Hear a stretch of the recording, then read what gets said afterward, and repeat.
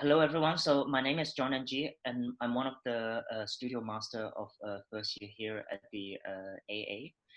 And well, welcome to today's 360 sessions. And I want to talk to you a little bit about today about the AA World, which was a project that I did recently with the school for an alternative kind of a graduation photo and how to kind of work with many students who are around the world at the moment. So today then I'll talk through to you a bit about the design process and the logistical operation that went behind the work. So right now in front of the A facade at the moment are hung these three large banners and or tableau. So this is, if you don't know, so this is our home in Bedford Square in London. This is where the AA is, and of course, none of our students are as well as kind of going on in the world. None of our students are capable to be in London at the moment to celebrate what is a very important milestone in their life, which is uh, to graduate, to finish the school, and to become the next steps of becoming an architect. So this one is the three tableaus. They measure 4 meters by 12 meters across. There is a triptych. So what I do want to kind of say a little bit is not only the ideas that went behind the project, but also what were the kind of the nitty gritty details of how to get this realized. So what you're gonna be about to see is a lot of the, in fact, the work in progress, uh, the work in progress stuff that went on behind it, as well as like how we built together the team, how we kind of work across many kind of different time zones and across the internet in this time. So to kind of paint a picture for you of what graduation at the AA is normally like, we would, which is always a fantastic, it's something that we all look forward to in the summertime, is that we would put up a tent, a big temporary tent in our gardens in a Bedford Square, and this is where we have our graduation ceremony. And then at the end of as soon as the ceremony is over, then everyone would, all the graduating students would then run across and then cross the road right in front of the facade of the A, where the metal steps are put up just for the day in order to take this photograph. Of course, that now that we are no longer there to take this photo, we're not there to like to enjoy all the strawberries and champagnes that we always have in Bedford Square, and we also kind of missing that on this night of the opening, and I hope that all of you guys will have a chance to experience it sometime soon, is that it will be full of people in the school with their parents, with their friends, with everyone's work, and also the whole place, and fill up with the flowers which are from the our campus in Hope Park. So in this academic year, in this kind of the last term, like everyone else across the planet, with unfortunately that we have spent it online, much like that you're doing here right now with the summer school. So we've been teaching online, doing our exams online. So uh, so we were very much thinking like, how can we still have this moments of celebration with everyone from the school to enjoy such a kind of like important point in life. And the other thing that makes it extra unusual or special this year as well for the A is that this year is also the first year that the A has been awarded the degree awarding powers, which means that our students from third year, not just from the diploma and the postgraduate program, they will also receive the BA or the MArch certificate. So this is the first year that we have so many kind of people graduating at the same time in the school. So now that we're not there to take this photo, can we imagine an alternate graduate group image of everyone around the world, similar to this that maybe a lot of you know is the Garden of Earthly Delights by Hieronymus Bosch? And that's something to be, like display across the front facade of the A. So this one is the front elevation of the A, including what you see maybe a little bit below is the basement part.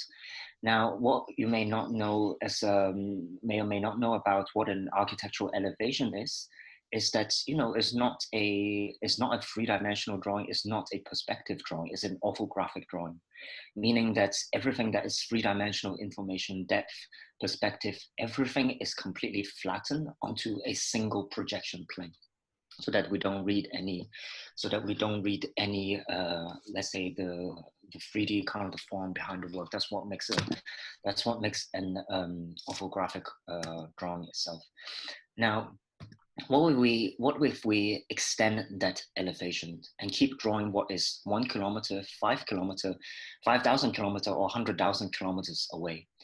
So these kind of red dots on the video that you see in front of you is that this is what you get if you were to face directly. This is if your body is oriented towards the front of the school, facing towards it, and keep drawing and drawing a line until it encircles the entire planet. So in a sense that it kind of form a kind of a different kind of equator, or an A equator, that it kind of crosses different time zones, continents, where all our students are roaming around the world right now. So that you see that it crosses actually our Hook Park campus across to the mouth of the Amazon Delta, Chile, on the other side of the group to New Zealand, Australia, the Philippines, China, Russia, and then back to Europe and the UK again. And these are some of the landscapes that you see. Is the fragment pieces of those landscapes that it crosses at that particular coordinates. So in effect, so if we do treat this as an elevation, this will in a sense become a planetary elevations, a collective image by 379 students. So around this AA equator, what kind of landscapes and ocean does it cross? And for all of our, to imagine an image for all our 379 graduating students, third year, fifth year, postgraduates, students, PhD roaming on this world until we meet again. So there is a history about these elevation of the world across, in art and in science, and across different cultures too. So, for example, here that we have this example of a possible elevation, and these ones are by von Humboldt, and this was from the time of the Enlightenment at the end of during the 18th century. So this what he was trying to show is an elevation of the world, not just a particular mountain. He was trying to kind of compress all the different heights and altitudes of the world into just one single image, and to try to map across of it what kind of different species and plants that can kind of grow at different altitude, but thereby to understand that if there's any kind of correlations between the height and where particular things grow or appear. Or these ones also again by von Humboldt is an elevation of a world. So of course, this one in a way doesn't exist anywhere in the real world, but he was trying to kind of put together all the mountains, all the hills, all the volcanoes, all the glaciers in the world together into a single image. Or a different kind, which is these ones which was found these landscape paintings by Chinese scholars. What I particularly like about this one, again, this was like where, there's no depth as such. So everything is just kind of, any distances are compressed onto a single projection plane. What I also love about this particular image are these red marks that you see around the image, which are in effect the stamps of the scholars or the artists who contributed this. So if they maybe they helped painted on this, they wrote a poem on this, everyone just kind of somehow stamped on top of this image too. Or very kind of different kind here. This one is a medieval tapestry, a very specific tapestry, which I kind of call mille fleurs, which essentially translates to 1,000 flowers. So normally it is associated with this particular topic in medieval tapestry, which is called the Lady and the Unicorn. So it's always depicting a kind of a garden of the known flora and the plants around the world. and all the flowers and the animal species that they know are drawn in this elevational view, with, of course, with a completely mythical creature in the center of it. Or perhaps these much more contemporary examples from Gerhard Richter, which is one of my favorite artists, and this one, which is also an artist that I love, which is called Jorinde Vort, whereby she's a German artist, where she knows a lot of the drawings. She's also trying to kind of represent things which may things we normally consider as immaterials or unseen. So she would try to draw things such as air movement, temperature, lights, etc. onto the drawings.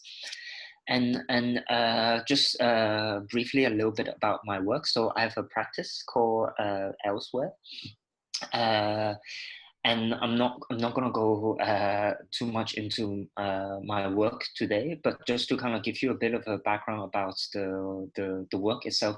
If there's such a thing as a kind of like a hallmark of my work, is that a lot of the work that I do, well, first of all, that I always try to kind of select it for a particular place or a group of people that I felt, really kind of personally passionate about, that I want to kind of do something for it. Secondly, it's always about a enormous amount of let's say kind of intricacy and delicacy in the architectural form and the language itself, and also that somehow each of the project is about that there could be multiple levels of meanings associated with it. So meaning that you can not just kind of read from it on an architectural level, on a spatial level, on a representational level, but also from like from cultural, social, political, environmental across many levels, and how can that be all synthesized into a building. So this one here, that what you see on the screen, was a project from many years ago. That was for an inflatable project for one of these kind of the music festivals, and also for that particular project that we did this drawing. This is what I mean by trying to kind of represent unseen things. So this one, for example, trying to kind of draw the airflow and the air pressure within this the inflatable project. Or this one from 2 years ago, which was a competition for Grosvenor Square in London. So this drawing was not just trying to show the proposal, but all the kind of the different the historical previous historical layers that was built on top of each other within the site itself. And this one, which was from Mastar, which was a project from the desert. Now, so you can see that what I mean by this kind of the intricacy of the language itself.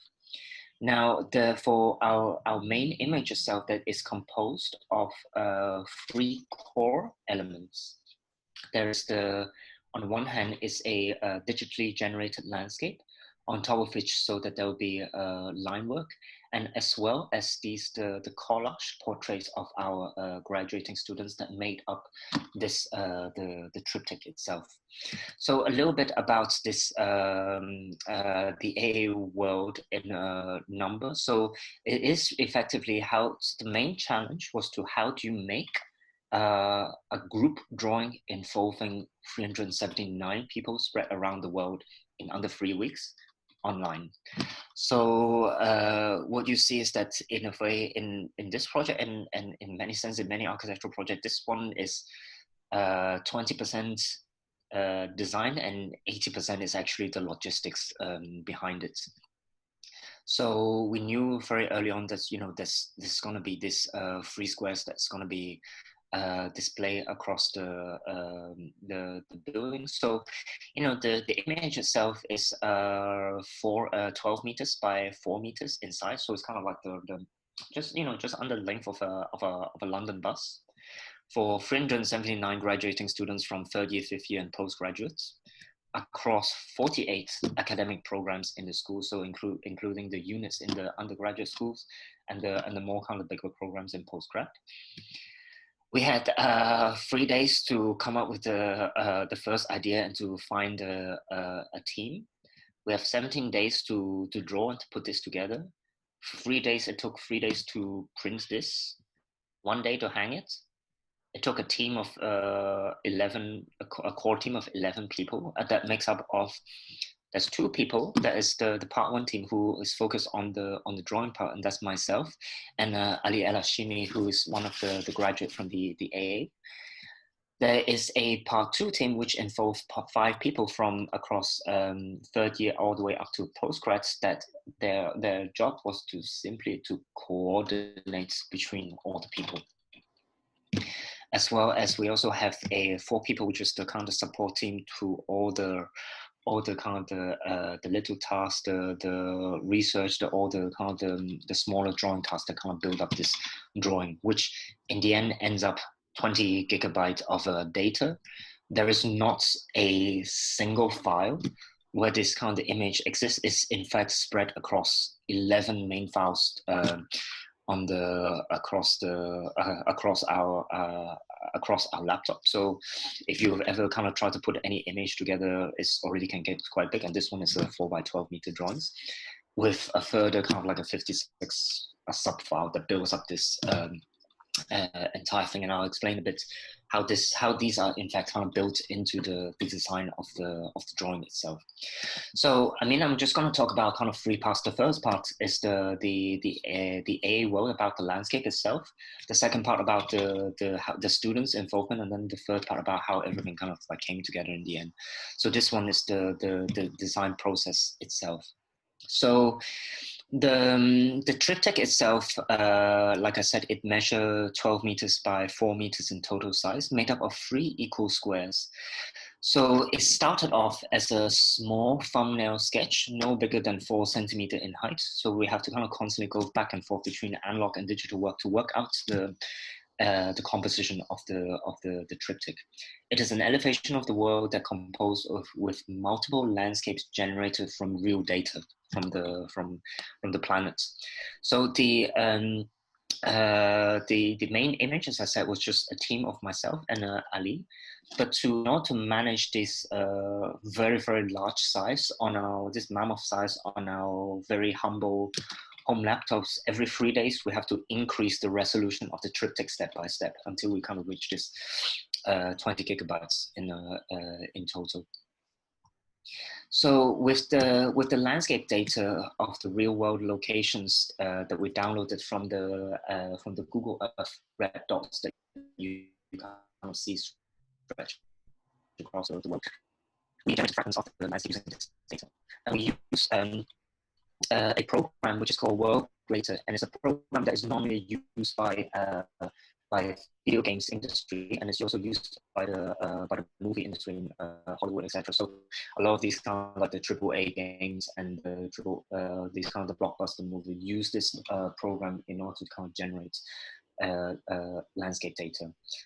For all these kind of the special effects. So we downloaded these the fragments of real landscapes of the world that sometimes measures 2 kilometers all the way up to 60 kilometers by 60 kilometers across. So that we have data of the world from the Amazon, from the outback in Australia, islands in Indonesia, from the mountains in China, and also all the way back here in London of our Hook Park campus, as well as in the Primrose Hills in London.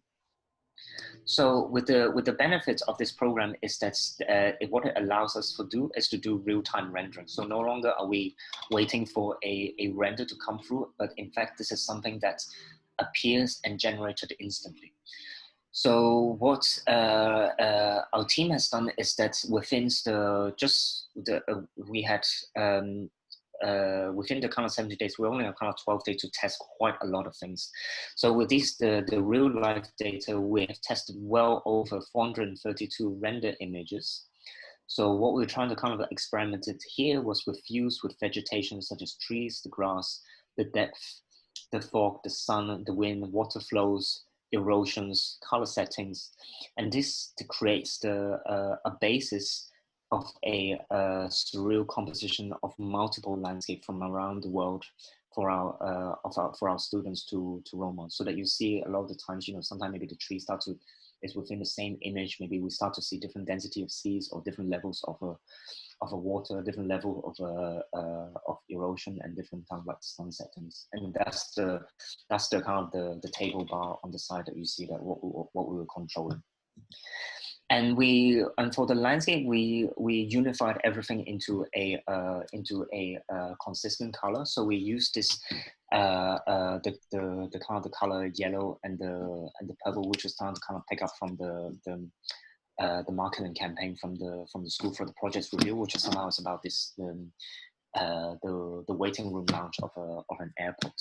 So these ones that you can see is that some of the work in progress images that that you saw in that kind of the GIF earlier. So this one was one of the first pass digitally, where everything is still kind of black and white, just to kind of try to figure out the composition of it. We'll start to kind of work into a little bit more how the detail. Now we see a bit more vegetation, adding the colors in. And this one is the final kind of the background images with the composition itself, all the colors in, the line work, and all the kind of the effects put into place. So all of these are completely not just kind of like drawn anything, but in fact they're kind of generated. I think that's important to point out. Now to zoom into a little bit of these the image itself, about the line works that also kind of went in.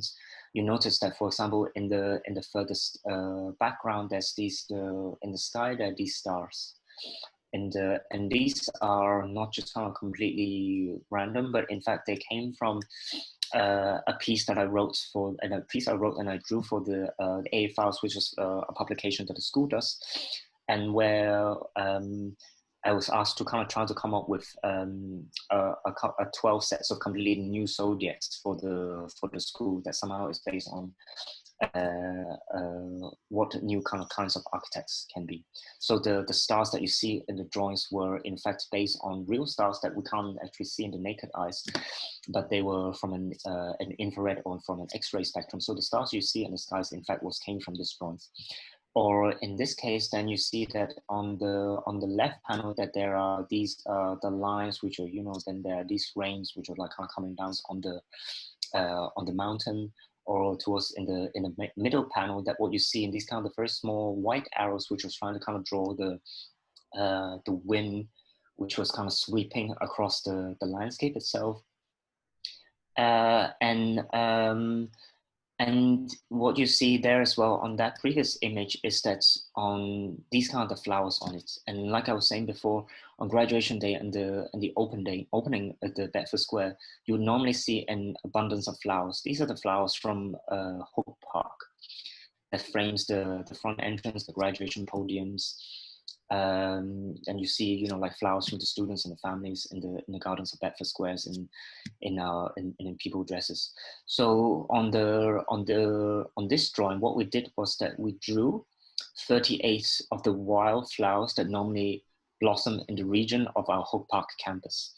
So these flowers then are arranged as a form of the mille-fleurs. Also, it's similar to this kind of the medieval tapestry that I showed you guys earlier, to become the foreground of for the image, for the students to kind of to pose, to dance, to run around together on it. And you see sometimes these kind of the strange things in the image itself, this kind of the moon, which is not quite in a circular form, but in this kind of like, in what I kind of call like the egg form of possibilities.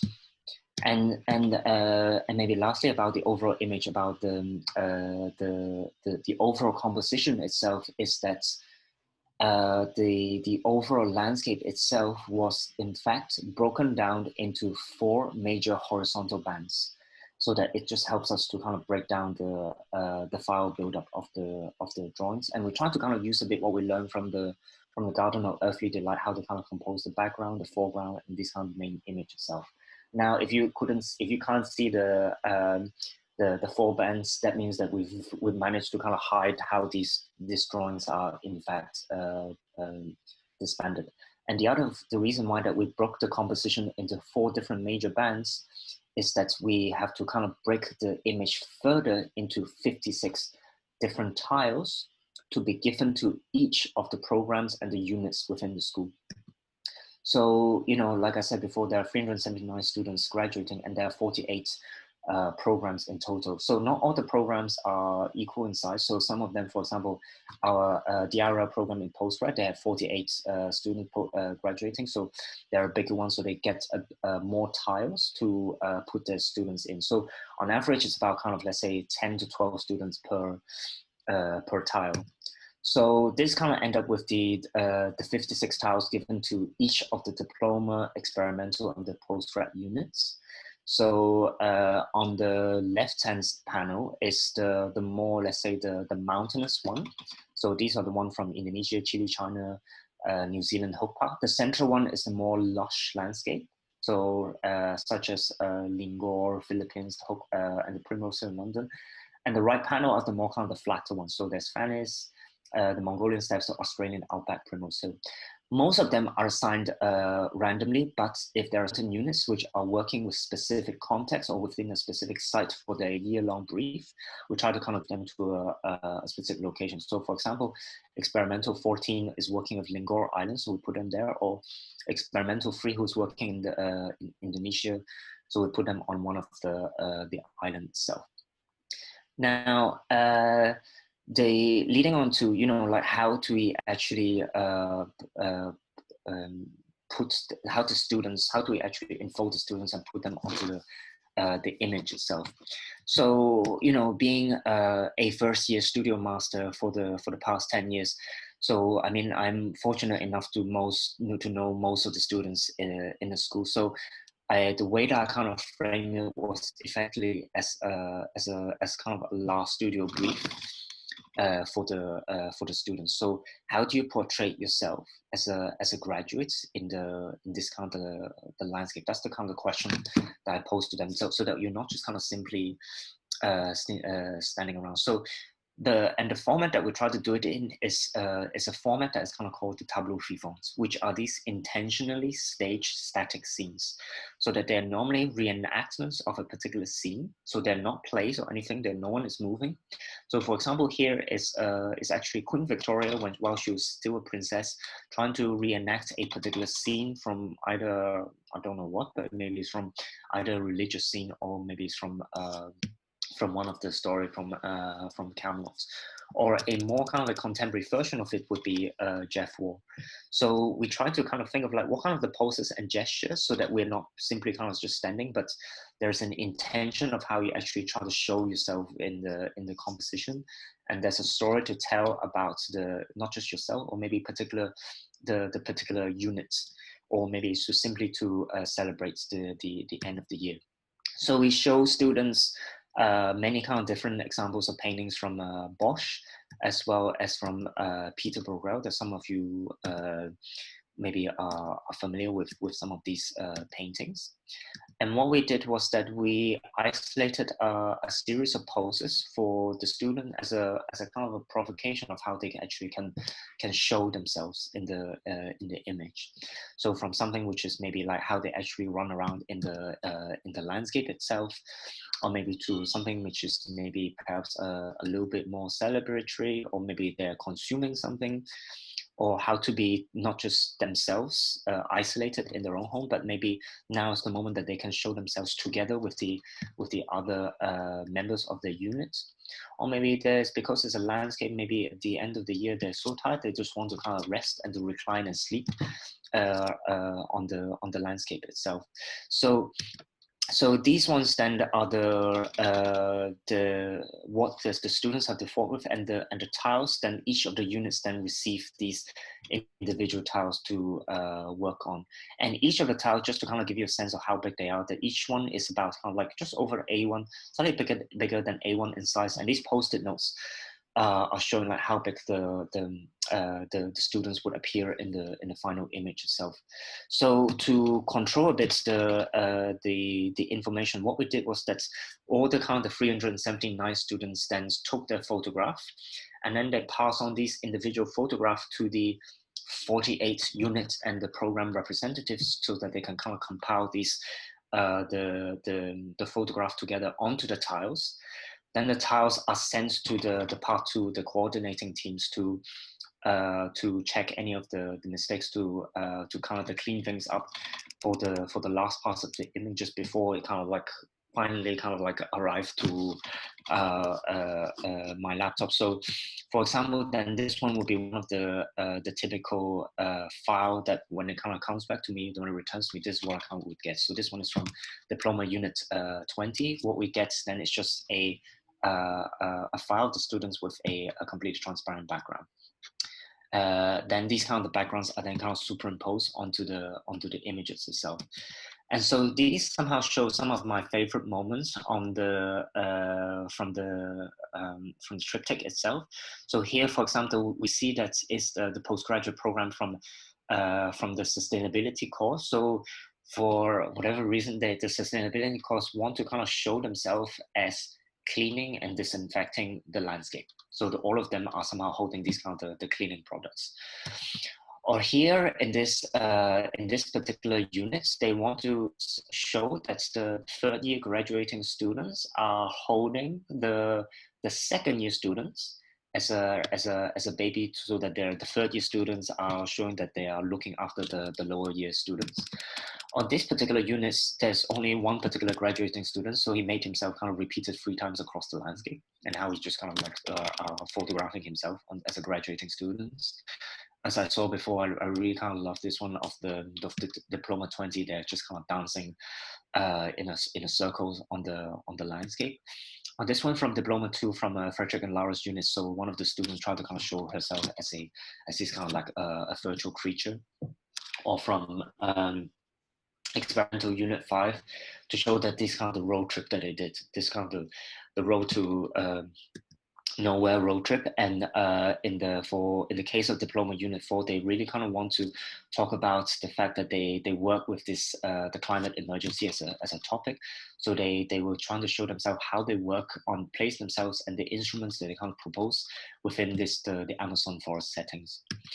And when the images was finally printed, that it took us kind of 2 days, and when it's delivered on site, so Legex and his team of maintenance who have been keeping watch over the A during these months unrolled and hung the 3 4x4 triptych tableau above the door, the A. So the banners were unrolled and fastened to the internal fixings, so to the balcony railings, as well as some of the radiators inside the school. And we also have, so it's not just us, so that there's a whole team at the A, from membership to the print studio to the maintenance, all kind of came together to help us put all of these together. So and this is the final result. And if you're in London and it's safe for you to see, so you can still see it. It's still up on there. And this one will somehow kind of form part of the background for the graduation ceremony for the student, which is going to take place this last Friday of July online. So that's very, very, very, very fast to kind of talk about what was the kind of the work that went behind the triptych. So it is a group project that involves many people, but this kind of the group projects is not an exception in architecture. So architectural projects, they are always realized, whether they're realized or unrealized, they are the work of many people and the work of many others. So for me, it's always important to think about that. The projects are done with others and for others. So maybe perhaps a question to always think is, how can we embed and incorporate a certain framework into the design that allows others to input their own voice, their own stories into the work. Anyway, so that's all about the AA world. I hope you enjoyed these 360 sessions. Good luck with the visiting school, and I hope to see you in the AA in the future. Thank you.